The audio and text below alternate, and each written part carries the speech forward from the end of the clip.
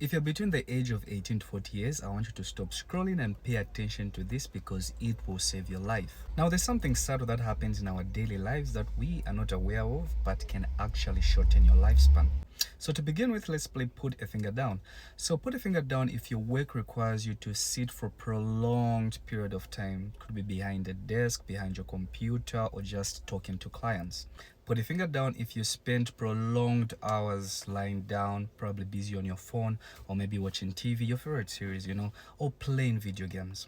Put a finger down if you spend prolonged period of hours driving. It could be work, or if you spend prolonged hours seated on public transport.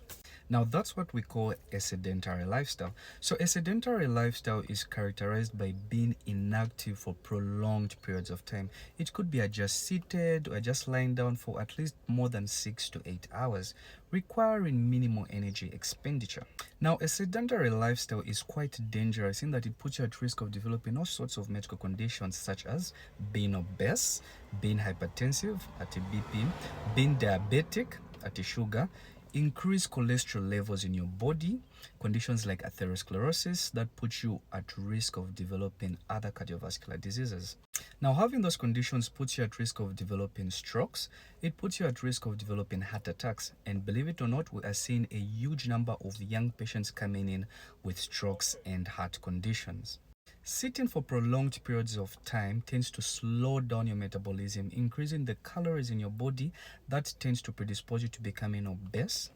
It tends to slow down your blood circulation. So you have pipes in your body called blood vessels that tend to transport blood to various parts of the body.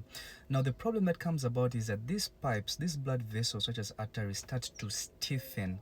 So that tends to increase the resistance and you develop hypertension, high blood pressure. Being physically inactive for long periods of time tends to reduce the capability of your body to absorb glucose from your bloodstream into your cells.